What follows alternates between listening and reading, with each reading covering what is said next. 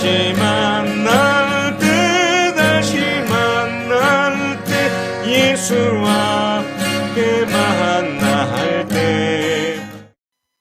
목회자 생각 176번째, 홍석봉 목사의 목회 철학 4번째, 어려움 속에서 하나님의 역설과 반전을 찾는 발견의 능력. 2024년 2월 18일. 내 인생을 돌아보니 참 많은 일을 겪었습니다. 어느덧 50대 중반을 향해 가지만 앞으로도 많은 일을 겪을 것 같습니다. 내 인생에서 과거의 우여곡절, 여러 가지로 얽힌 복잡한 사정이나 변화, 우여곡절이나 앞으로 예상되는 여러 가지 일들을 나를 불안하고 두렵게 만듭니다. 그 불안과 두려움이 육체의 질병이나 스트레스로 찾아왔습니다. 이러다 죽을 수도 있겠구나라는 생각도 들었습니다.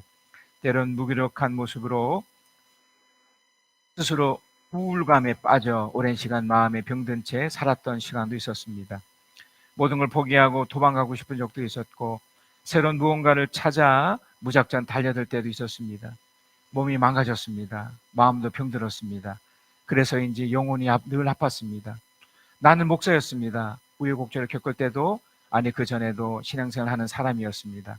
신앙은 나에게 당시의 상황과 모습에서 좋은 영향을 주지 못했습니다. 오히려 걸림돌이 되어 숨기고 싶었고 숨기에 바빴습니다. 내가 신앙이라는 사실과 목사라는 일을 하는 사람이라는 것이 창피했습니다.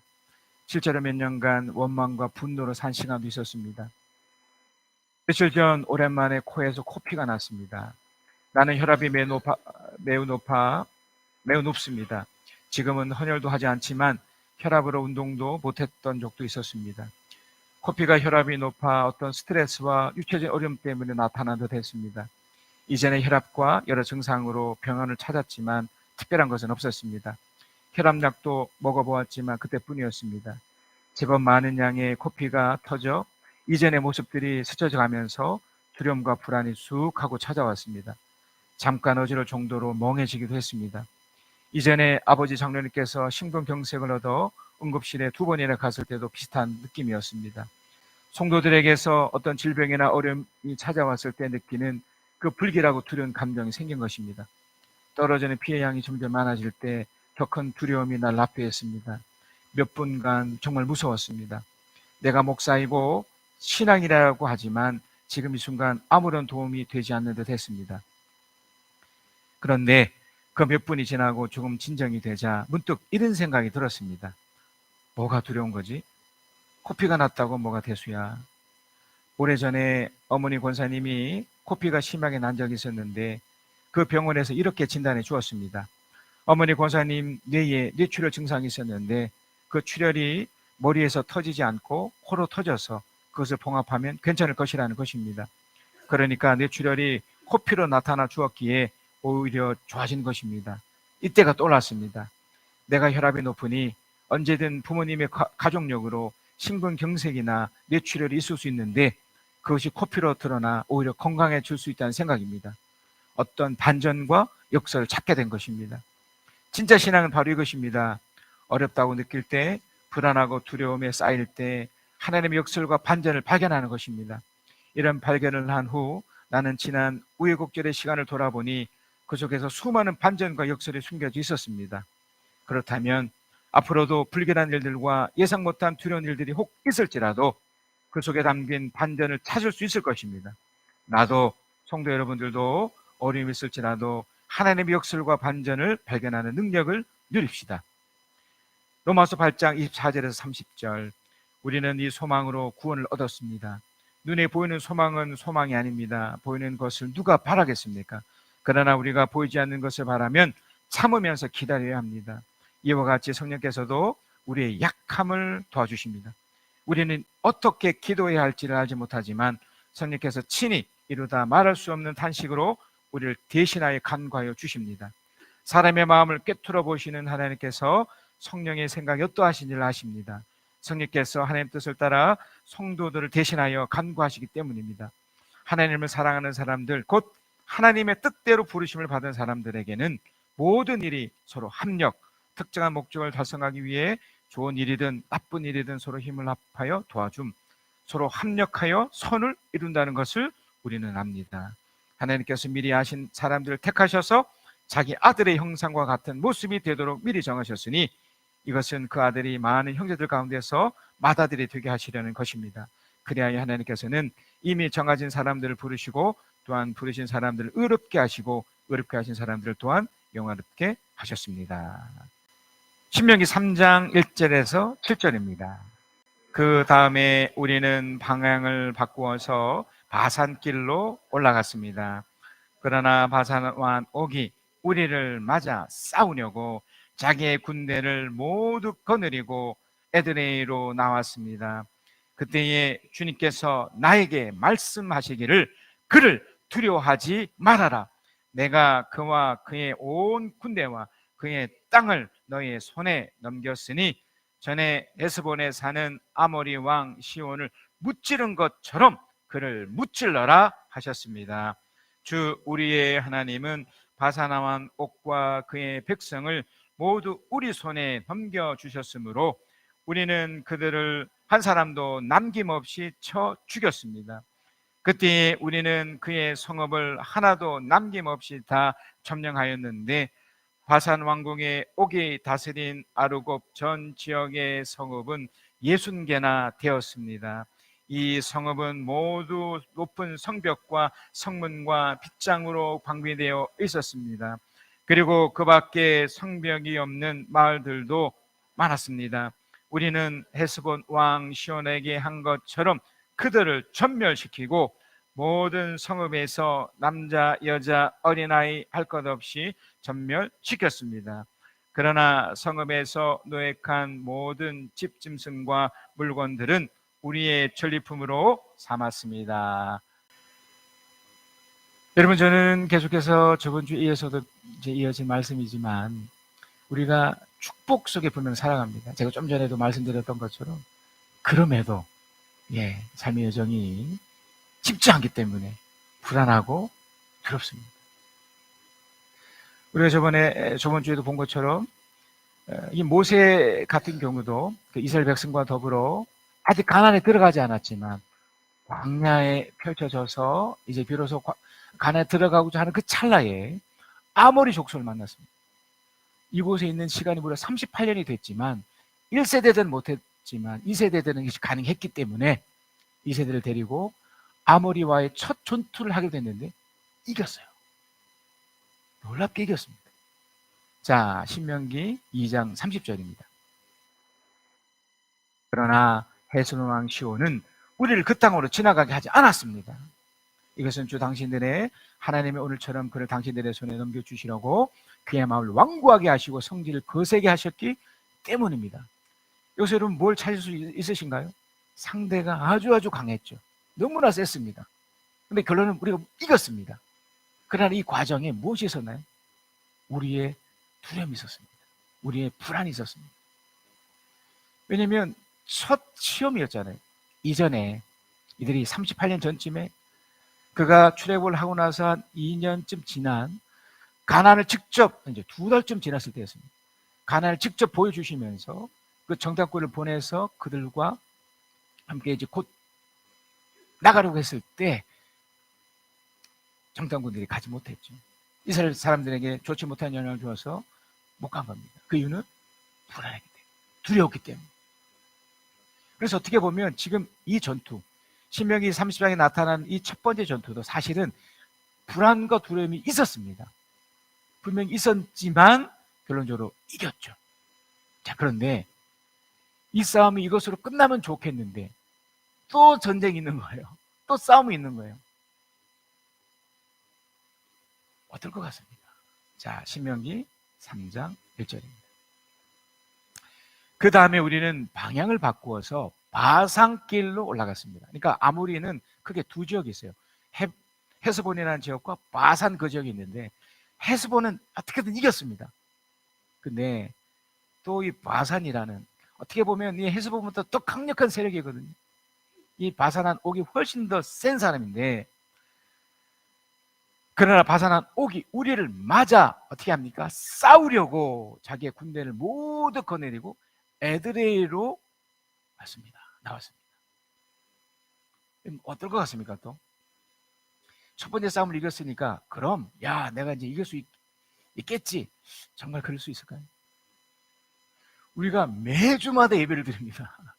매주마다 주님을 만나지만 또 주중에 월요일, 화요일, 수요일, 목요일 삶의 여정 가운데 그 예배 때, 그러니까 주일에 겪었던 그 놀라운 은혜의 감정이 계속 이어지던가요? 일도 속에서 또는 가정 속에서, 아니요, 잠깐 그 마음을 툭 투었을 때 불안과 두려움이 확 밀려오지 않던가요? 어떠십니까? 어차피 우리는 인생 가운데 늘 이런 전쟁과 같은 삶을 살 수밖에 없습니다. 우리가 싫어도, 우리 저번 주에 봤던 것처럼 원래 모세도 그들과 싸우기 싫었습니다. 아니요, 싸울 이유가 없었습니다. 그러나 어쩔 수 없이 싸워야 되는 그 현실이 생긴 거죠. 어떻게 됐을 것 같습니까? 싸워야 되고 펼쳐야 된다면 이겨야 되지 않겠습니까? 이 과정 속에 드는 감정이 뭐냐면 두려움과 불안이에요. 놀라운 것은 여러분, 이게 우리만 겪는 것이 아니고 우리가 성경 속에 나오는 그 믿음의 모든 사람들도 다 이걸 겪어요. 그 유명한 엘리야의 경우를 한번 보겠습니다. 엘리야도 엄청난 것을 해냈던 사람입니다. 자, 열왕기상 18장 36절에 40절입니다.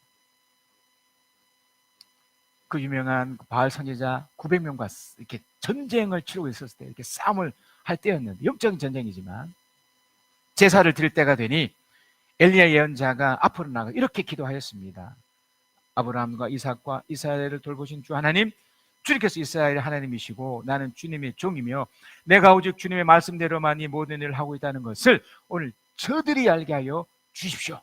지금 이 어떤 건가요? 지금 요 전에 지금 이 바알 선지자 또 아세라 선지자 모두 한 900명의 사람들이 그 제단에 그 번제를 올려놓고서 이게 태워야 되는 것이 제사니까 막 그곳에 이제 태움을 주라고, 그러니까 제사를 받으시라고 막 제사 행위를 하고 있었던 겁니다. 바알 제사장 또 아세라 제사장 900명이 자신의 그 행위를 하고 있었던 거죠. 지금으로 치면 이 무속신앙 같이 이 무당들이 그 앞에서 막 굿하는 거와 비슷해요. 밤새습니다. 아침부터 저녁 늦게까지 계속 합니다. 근데 아무 일도 일어나지 않죠. 그때 이제 엘리야가 나서서 조금 전 이 기도를 드리면서, 그러면 이제 내가 하나님 앞에 이제 예배를 드리겠소, 제사를 드리겠소 하면서 했던 기도였던 거죠. 37절, 주님 응답하여 주십시오. 응답하여, 뭘 응답해 달라는 거죠? 그러니까 이렇게 기도했던 것과 또 이 예배 행위를 통해서 하나님이 살아계심을 역사해 주십시오. 그러니까 이 전쟁 속에서 누군가는 이기고 누군가 져야 되는데 그걸 보여달라는 거예요. 이 백성으로 하여금 주님이 주 하나님이시며 또 그들의 마음을 돌이키게 하시는 주님이심을 알게 하여 주십시오 그랬습니다. 어떻게 됐을까요? 38절, 그러자 주님의 불이 떨어져서, 이걸 이제 원어로 보면 기도하자마자 떨어진 거예요. 기도하자마자. 그러니까 여러분이 예배 가운데 오면 주의 임재 가운데 딱 그렇게 경험하게 되면 하나님 우리의 마음을 딱 감동을 주시듯이 주님의 불이 떨어져서 재물과 나무단과 돌들과 흙을 태웠고, 그러니까 제사 그 당시에 제사 행위의 최종 단계는 태우이란 말이에요. 완전히 번제는 태우는 제사인데 속죄 제물과 다른 제사 마찬가지 태우는 제사인데 태워진 거예요. 바알과 아세라 그들이 그렇게 했는데도 태워지지 않는, 태워진 거예요. 태웠고 도랑 안에 있는 물을 모두 말라버렸다. 온 백성이 이것을 보고 확인한 거죠. 어느 한쪽은 이기고 어느 한쪽은 진 것이 된 거니까 보고 땅에 엎드려 말했다. 그가 주 하나님이시다. 그가 주 하나님이시다.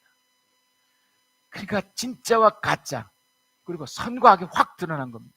40절, 엘리야가 그들에게 말하였다. 바알의 예언자들을 잡아라. 한 사람도 도망가게 해서는 안 된다. 백성은 곧 그들을 사로잡았고 엘리야는 그들을 데리고 기송공 강가에 내려가서 거기에서 그들 모두 죽였다. 끝장난 거예요. 어느 한쪽은 이겼고 어느 한쪽은 졌습니다. 우리가 지금 아모리 지역의 그 바산한 옥의 결정을 통해서도 마찬가지죠. 결론은 이겨요. 분명히 이기고 결론이 납니다만, 근데 지금 이 엘리야의 경우도 이게 이러면 된 거잖아요. 두 번째 전쟁이 또 생겨요. 그러니까 여러분, 우리 인생이 이것으로 끝나면 얼마나 좋겠습니까? 물론 우리가 이제 죽음이라는 걸 겪게 되면 더 이상 이런 전쟁 같은 것이 없어지죠. 우리 주님과 함께 영원한 곳에서도 영원히 또 살겠지만 현재 이 땅을 살면서는 오늘 내가 이겼다고 그래서 그것이 끝이 아니거든요. 또 내일 또 전쟁 같은 삶이 또 펼쳐지니까 엘리야에게도 똑같이 일어납니다. 열왕기상 19장 2절 4절이에요. 그러자 이세벨은 엘리야에게 심부름꾼을 보내어 말했다. 네가 예언자를 죽였으니 나도 너를 죽이겠다. 내가 내일 이맘때까지 널 죽이지 못하면 신들에게서 천벌을 받게 받겠다. 아니 그보다 더한 재앙이라도 그대로 받겠다. 이 의미를 아시겠습니까? 그 바알과 아세라 그 선제 죽었잖아요. 그러니까 이 이세벨 이 사람이 화가 난 거예요. 당시 그 아방이 있었지만 이 권력과 이 세도는 이세벨이 더 부렸기 때문에 이 이세벨이 미친 겁니다. 막 화가 나서 내가 저 엘리야를 죽이지 않으면 내가 자 그러면 엘리야 입장에서는 그래 내가 이미 이겼으니까 그래 한번 붙어보자 이렇게 돼야 되잖아요. 3절입니다. 엘리야는 어떻게 합니까? 두려워서 그것도 급히 일어나 목숨을 살리려고 도망하여 유다의 브엘사베로 갔다. 그곳에 자기 시종을 남겨두고 자신은 홀로 광야로 들어가서 하루길을 더 걸어 어떤 노잣나무 아래로 가서 거기 앉아서 죽기를 간청하며 기도하였다. 주님 이제는 더 바랄 것이 없습니다. 내 목숨을 거둬주십시오. 나는 내 조상보다 조금도 나을 것이 없습니다. 뭐 어떻게 느껴지시나요? 정말 비겁한 상태, 정말 비참한 상태가 되죠. 아니 900명과 맞서서 그것도 정말 기적도 이런 기적이 없을 정도로 엄청난 것을 해냈던 이 엘리야가 그 여자의 한마디로 이지영이 된 거예요. 지금 이제 자살하고 싶다는 거잖아요. 너무너무 무서워서 도망가서 뭐 이렇게 자살하고 싶다는 거니까 얼마나 비참한 겁니까? 여러분 우리 인생 속에 이런 일이 비일비재합니다. 제가 목회자 생각에서도 이렇게 썼고 여러분 스스로도 다 하실 겁니다. 여러분 인생이 넉넉지 않다는 걸 압니다. 그리고 앞으로도 그런 일들 수없이 겪게 되실 겁니다. 여러분의 자녀를 통해서요. 여러분 스스로를 통해서요. 아니요. 이 세상 자체가 아마 그렇게 돼요. 그래서 늘 우리는 이 불안과 두려움으로 살 수밖에 없어요. 이건 어떠신가요? 이것이 없으면 좋겠지만 없을 수가 없단 말이죠. 여러분 불안이 뭔 줄 아세요? 불안은 이런 겁니다. 걱정이 돼서 마음이 편치 않는 거예요. 분위기가 안정되지 않아서 마음이 뒤숭숭한 거.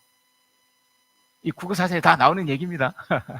인간 존재 밑바닥에 자리 잡은 허물로부터 비롯한 위기적 의심. 마음이 불편한 거예요. 이 불안이 좀 세지면 두려움이 되는데 위협. 근데 위협이 뭔지 아세요? 힘으로 누르고 협박을 받는 느낌이래요. 아무것도 하지 않는데 뭐 이런 느낌. 실제로 여러분 우리나라의 우울증에 걸린 사람들이 무려 5분의 1이랍니다. 그러니까 우리나라 아주 단순하게 한 5천만 명을 생각했을 때 1,000만 명이 우울감을 느낀대요.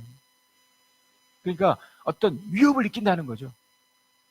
또 위험을 또 느끼는데 이거는 신체나 생명에 관해서 안전하지 못하다고 느낄 때 이게 느껴지거든요. 또 일이 잘못될 가능성이 있다는 것, 또 안전하지 못하다고 느끼는 것. 이것이 이제 막 불안해라는 것으로 이렇게 드러나는 이 마음속에. 그러니까 늘 안절부절해요. 안절부절. 우리 식구들 중에서도 아프신 분이 있잖아요.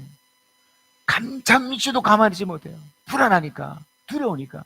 매 왔다 갔다 화장실 갔다가 괜찮은데 손을 또 씻고 휴지를 계속해서 또 닦고 불안한 거예요. 두려운 거예요. 그분만 그럴까요?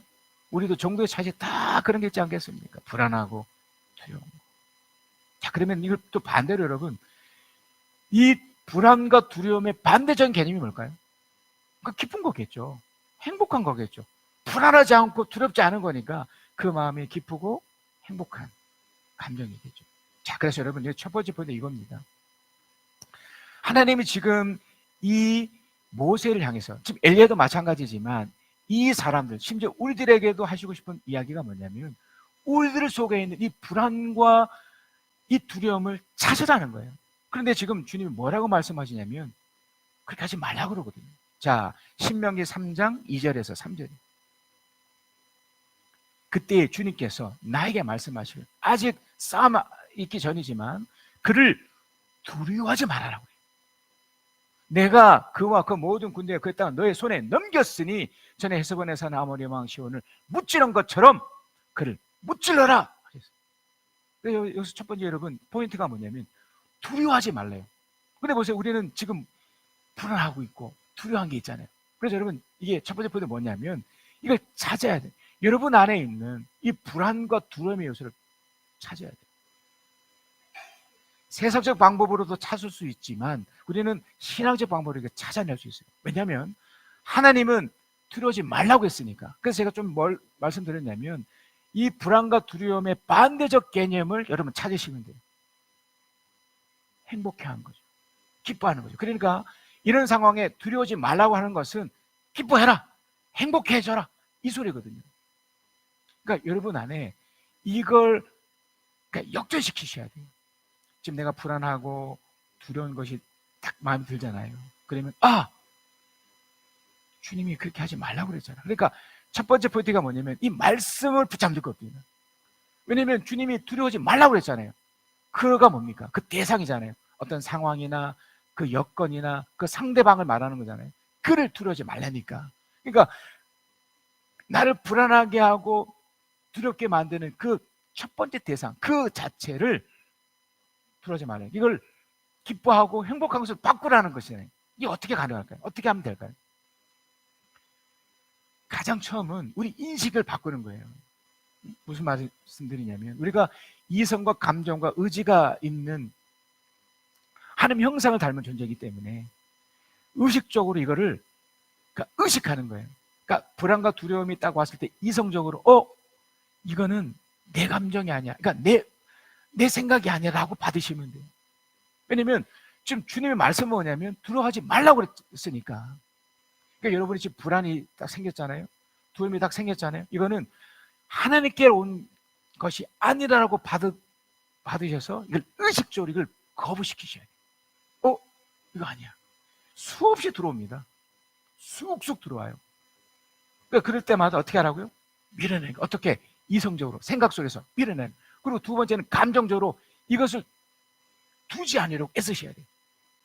그러니까 기뻐하시려고, 오히려 더 행복해 하시려고 몸부림치셔야 돼요. 그래서 그 세 번째가 좋은 것들을 떠올리는 거예요. 이제 의지적으로 막 불안하고 두려움이 딱 왔을 때 생각 속을 떨쳐내면서 좋았던 기억들, 행복했던 기억들. 이건 세상에서도 쓰는 방식 중에 하나더라고요. 여러분이 성공했던 기억들이 있을 거 아닙니까? 행복했던 기억들. 여러분 가끔 사진을 보는 것도 좋은 방법이에요. 그러니까 행복했던, 물론 안 좋았던 사진은 다 찢어버리시고 좋았던 기억들. 그래서 우리가 목장 모임 할 때도 감사 제목을 나누라고 하잖아요. 그러니까 좋은 것들을 나누면 돼요. 부정적인 것은 뭐 끝도 없는 거죠.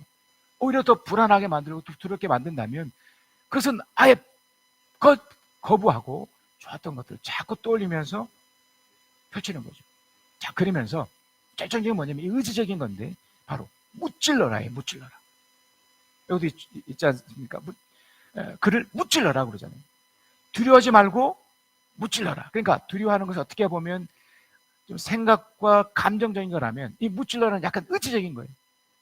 제가 한 번 더 말씀드렸듯이 어떤 좋은 것들을 기억함과 동시에 무찔러라는 건데, 자, 신명기 3장 3절에서 4절이에요. 주 우리의 하나님은 파산한 옥과 그의 백성을 모두 우리 손에 넘겨주셨으므로 우리는 그들과 한 사람도 남김없이 쳐 죽였습니다. 한 사람도 남김없이. 이게 중요해요.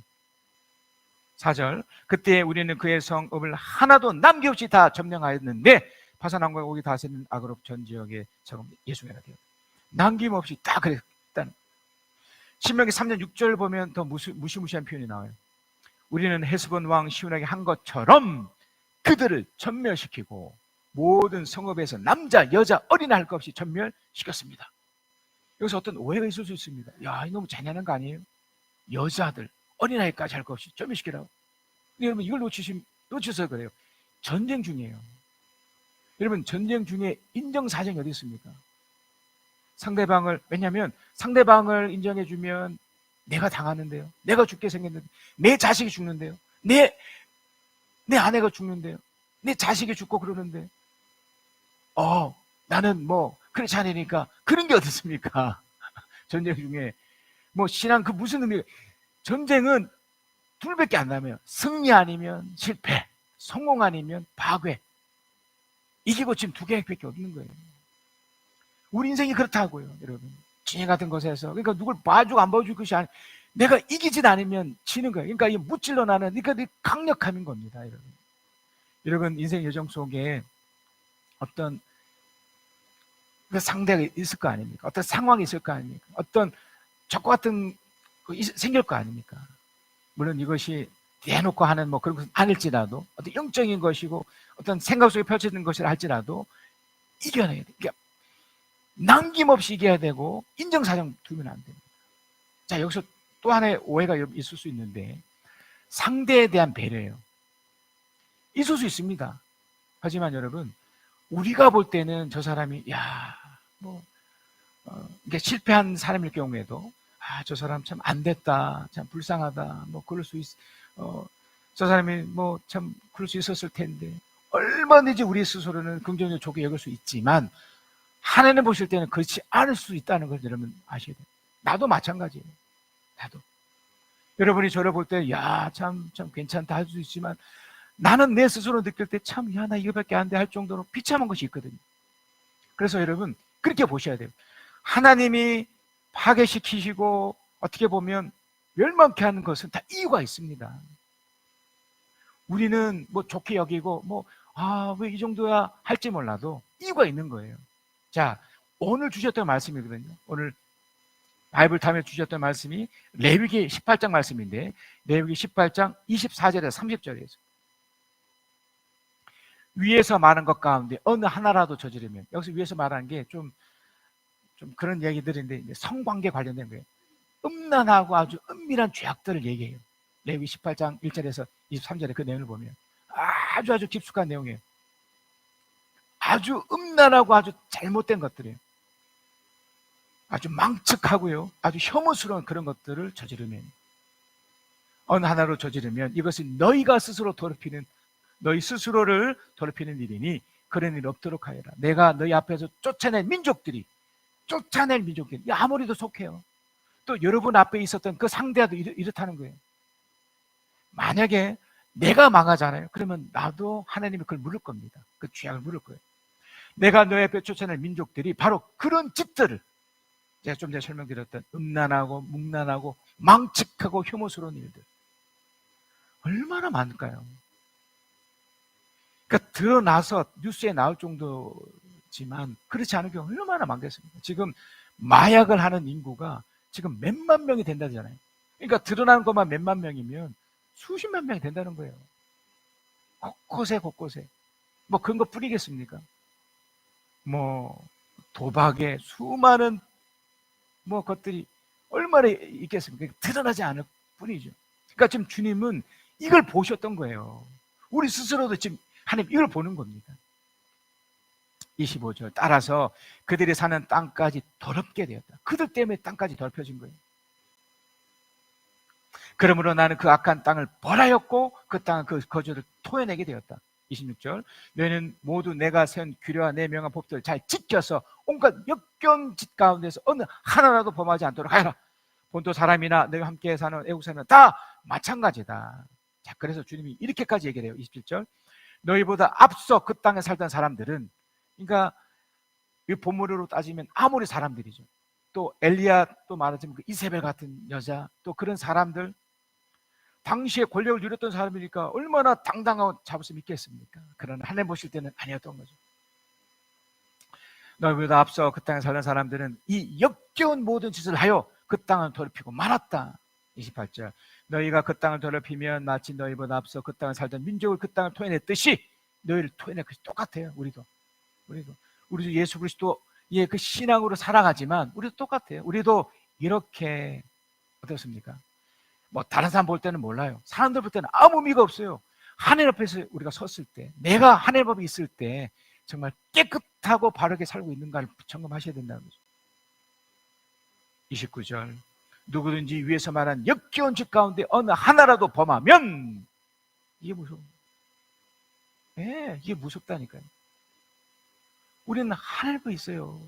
저도 늘 저 혼자 있을 때, 이 교회 안에 혼자 있고 어디를 이렇게 사람들의 눈과 상관없이 하나님 앞에 있을 때 하나도 범하면 그런 짓을 한 그 사람과는 관계를 끊어야 된다.